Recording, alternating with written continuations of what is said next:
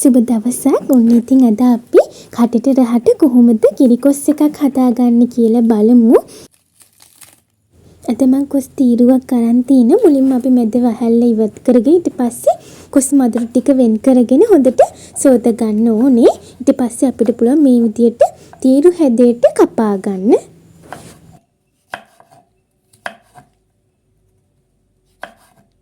තීරු කපාගත්ත කොස් මදුරු ටික ඊළඟට අපි උයා ගන්න වාජනේට තමයි දාගන්නේ.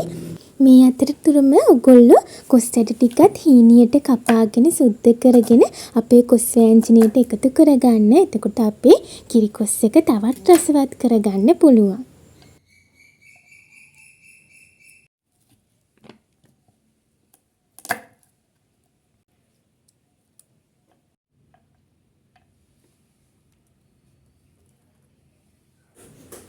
ඊළඟට අපි කපාගත්තු කොස් එකට මිරිස් කුඩු තේ හැන්දක්, ගම්බිරිස් කුඩු තේ හැන්දක්,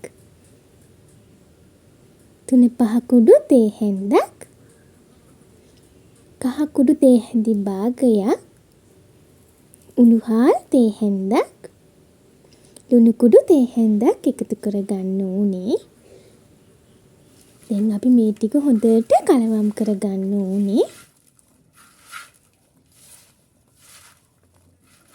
මේ වෙලාවේදී අපි කපාගත්තු කොස් ටික වැහෙන්න වතුර ටිකක් දාගන්න ඕනේ. ඊට පස්සේ අපි මේ විදියට හොඳින් ලිපේ තියලා කොස් ටික තැම්බෙන්න තියාගන්න ඕනේ. ටික වෙලාවකට පස්සේ කරමුඩිය අරලා බලන්න කොස් ටික හොඳින් තැම්බිලාද කියලා. ඊට පස්සේ මේ විදියට හොඳට හැඳි ගාලා ආයි කරමුඩියෙන් වහලා තව ටිකක් අපි කොස් ටික තැම්බෙන්න තියාගන්න ඕනේ.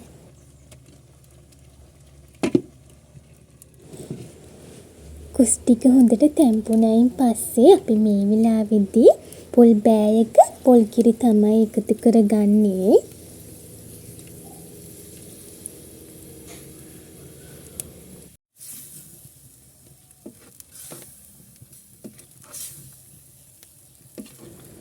දැන් ඔයගොල්ලෝ කොස් ටික වෙන භාජනයකට දාගන්න. මොකද අපි කොස් ටිකට අවශ්‍ය කරන ටෙම්පරාදුව හදාගන්න ඕන නිසා. ඇතිලියට තෙල් ටිකක් දාලා රත් කරගන්න.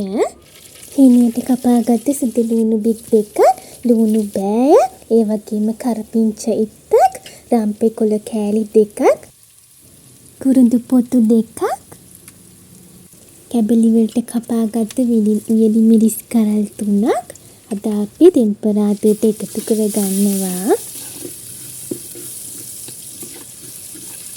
මේ ටික හොඳට ටෙම්පරාදු වෙන අතරතුර අපි රස අනුව ලුණු ටිකකුත් එකතු කරගන්න.